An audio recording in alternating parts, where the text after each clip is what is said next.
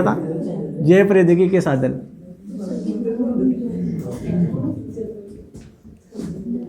ठीक है, तो इसको आज ही कंप्लीट करा दूंगा मैं जो भी है। ठीक है, तो ध्यान से देखो। हाँ, आज ही होएगा तो ये और कहाँ से होगा। साधन, साधन के बाद टेक्निक। सबसे पहले हम बात करेंगे टेक्निक में प्रतिबंधन एंजाइम। अब समझ लो आप तो। प्रतिबंधन एंजाइम इसे बोलते हैं हम आणविक या रेस्ट्रिक्शन एंजाइम, या हम इन्हें बोल सकते हैं क्या, आणविक केचियां।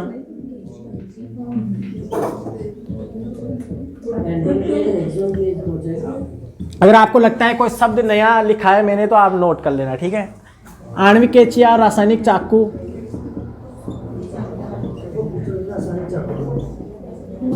ठीक है ना। इसे केमिकल सीजर यानी रासायनिक चाकू भी बोलते हैं। क्या होते हैं देखो। हाँ, एक तो कपड़ों को काटने के लिए कैंची होती है। अब डीएनए तो क्या छोटा होता है, उसको काटने की कैंची थोड़ी यूज करेंगे, है ना, क्योंकि जब कोशिकाएं नहीं दिखती नॉर्मल आंख से तो केंद्र कहाँ से दिखेगा, केंद्र के अंदर डीएनए कहाँ से दिखेगा आपको। तो कहाँ पर कैंचियाँ, तो ये एक प्रकार के एंजाइम होते हैं जिनका यूज किया जाता है। तो ऐसे दो प्रकार के एंजाइम होते हैं, प्रतिबंधन एंजाइम दो प्रकार के, है ना। एक तो बाहर से काटने वाला, एक अंदर से काटने वाला। ठीक है, एक तो होता है एक्जो, एक होता है इंडो न्यूक्लियेज और इंडो न्यूक्लियेज। जहां भी एज आता है इसका मतलब एंजाइम है। ठीक है, ये क्या करता है, डीएनए को सिरों से काटता है। एक्जो का मतलब ही क्या होता है, एक्जो मतलब किनारा, और इंडो का मतलब अंदर भीतर की ओर। तो डीएनए को सिरे से काटने वाले एंजाइम।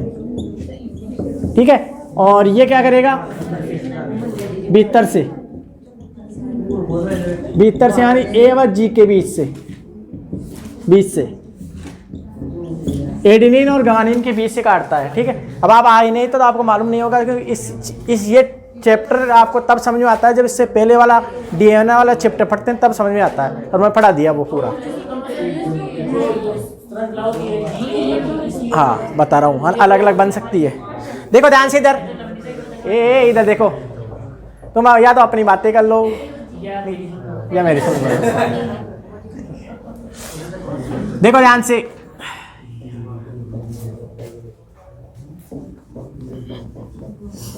हम बताते हैं आपको।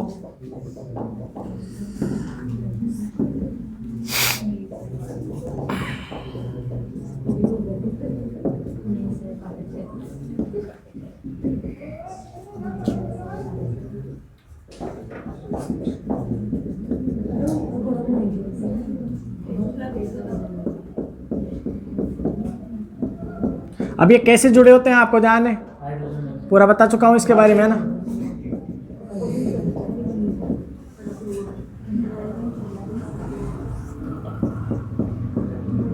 ठीक है, मतलब एडेनिन थाइमिन का डबल हाइड्रोजन बॉन्ड होता है, मैंने एक ही लिखा है यहाँ पर, और इनमें ट्रिपल होता है। ठीक है, अब देखो ध्यान से, ये तो है एक प्रकार से मान लो कि वांछित डीएनए है। वांछित का मतलब हमारे द्वारा वांटेड है, चुना गया है। ठीक है, जिसे हम विदेशी डीएनए, बाहरी डीएनए, विदेशी डीएनए ये बोल सकते हैं। क्या क्या नाम है, क्या कर रहे हो तुम। ठीक है, मैं ऐसे कह रहा हूँ कि विदेशी डीएनए का मतलब विदेशी डीएनए बोल सकते हैं, वांछित डीएनए बोल सकते हैं, बाहरी डीएनए बोल सकते हैं, फॉरेन डीएनए बोल सकते हैं। ठीक है, तो इसका मतलब ये होता है वांछित, ये सारे नाम है। एक होता है वाहक डीएनए, वेक्टर डीएनए, है ना। तो ये भी मान लो ऐसे।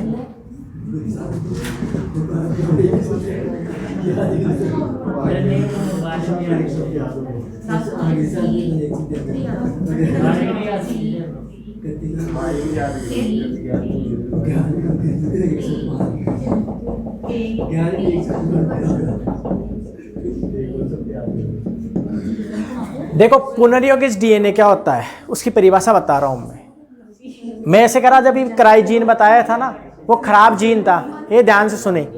कराइजीन कराइजीन तो अच्छा जीन था। मान लो कि किसी बॉडी के अंदर कोई जीन खराब है, यानी डीएनए का खंड खराब है, उसे निकालना है, अच्छा जीन डालना है। ध्यान से सुन लो, वांछित डीएनए और वाहक डीएनए को आपस में जोड़कर जो नया डीएनए बनता है ना, उसे बोलते हैं हम पुनर्योगज डीएनए, यानी रिकॉम्बिनेंट डीएनए। समझ आएगा? वांछित डीएनए यानी विदेशी डीएनए और वाहक डीएनए को जोड़ने से नया डीएनए जो बनता है उसे बोलते हैं हम पुनर्योगज डीएनए। अच्छे लक्षण। तो यही हमें प्रोसेस अपनानी है। तो देखो ध्यान से, प्रतिबंधन एंजाइम क्या करते हैं? प्रतिबंधन एंजाइम ऐसे एंजाइम होते हैं जो डीएनए को क्या है, काटने में काम आते हैं। ठीक है, तो इन्हें हम प्रतिबंधन एंजाइम बोलते हैं। इन्हें आणविक कैंचियां बोल सकते हैं, एक प्रकार की कैंचियों के जैसे काम करते हैं। इन्हें रासायनिक चाकू कहते हैं, एक प्रकार के रसायन ही है, एंजाइम है, इसलिए रासायनिक चाकू के नाम से भी जाना जाता है। ठीक है, अब ध्यान से देखना, वांछित डीएनए और वाहक डीएनए को दोनों को एक ही प्रतिबंधन एंजाइम द्वारा काटा जाता है। क्या बोला मैं?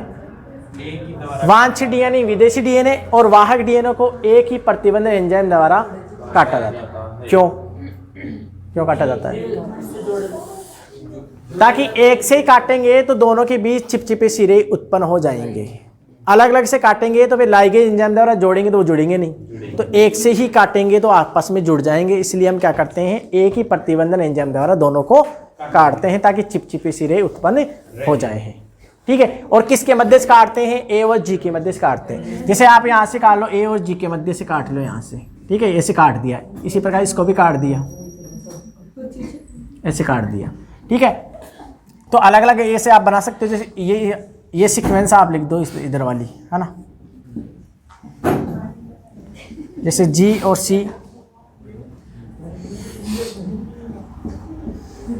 टी टी ए, है ना, जी तो है नहीं ना इसमें, ये इधर वाला हटा दो और ऊपर वाला ले लो इसमें।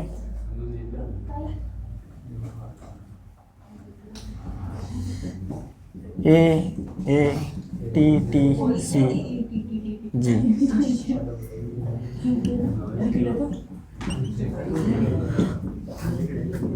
ये 3 days 5 days तो जानते हो ना, ये पहले समझा दिया था। ठीक है, अब देखो ध्यान से, इनको एक ही डीएनए से काटा तो चिपचिपे सिरे उत्पन्न हो गए। अब जोड़ेंगे तो कौन सा एंजाइम काम लेंगे यहाँ पर?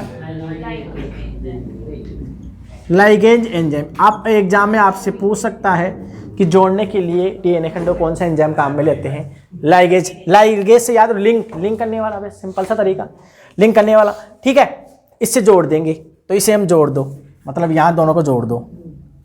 अब यहाँ डायग्राम बनेगा नहीं, या दिख जाएगा क्या? दिख रहा है क्या इसमें?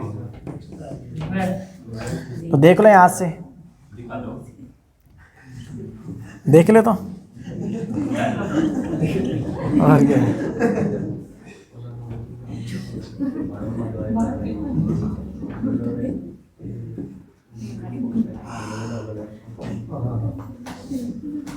ये जुड़ गया ना वापस, तो ये यहाँ पर जुड़ गया। अब अलग अलग मार्कर से हम दर्शा सकते हैं, तो ये जुड़ गए। अब ये जो डीएनए बन गया ना, इसे हम क्या बोलेंगे? पुनर्योगज डीएनए, यानी रिकॉम्बिनेंट डीएनए। पुनर्योगज डीएनए का परिभाषा क्या होगी? वांछित यानी विदेशी बाहरी डीएनए और वाहक डीएनए को जोड़ने से नया डीएनए जो बनता है उसे पुनर्योगज डीएनए कहते हैं। नया लक्षण डालना है ना हमें। अरे मान लो कि हमारे कोई मिस्टेक है कोई डीएनए में, वो डीएनए का खंड हटा दो और उसकी जगह कोई अच्छा जीन है डीएनए खंड, उसको डाल दो ताकि वो बीमारी दूर हो जाए। इसी को तो बोलते हैं हम एक टेक्निक, जैव प्रौद्योगिकी। ये तो करेंगे इस पूरी चैप्टर में, यही चलेगा।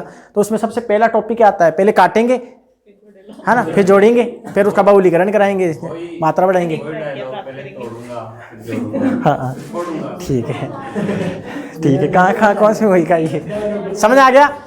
तो ऐसे हम बना दिए पुनर्योगज डीएनए। तो पहली परिभाषा आपसे पूछ सकता है पुनर्योगज डीएनए क्या होता है? जोड़ने के लिए लाइगेज एंजाइम। अब इसके खूब सारे बनाने हमें, तो एक एंजाइम आता है पॉलीमरेज। कौन सा एंजाइम?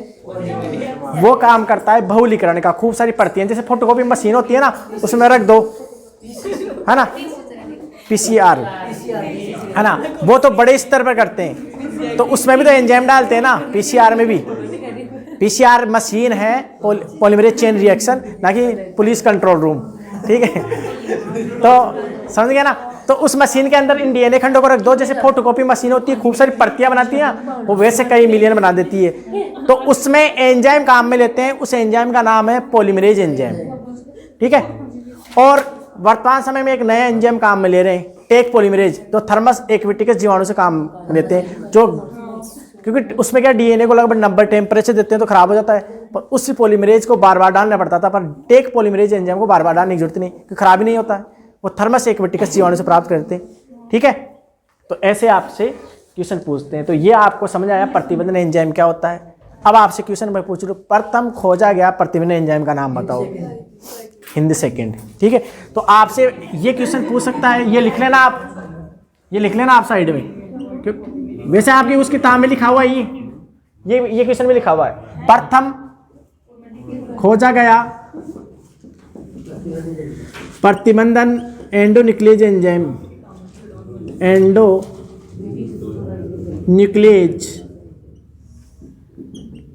एंजाइम है, आगे आगे लिखा हुआ था, आगे वो लाइनें लिखी हुई थी ना, उसमें लिखा हुआ है, तो फिर एनसीईआरटी में लिखा हुआ है, ठीक है, पर है।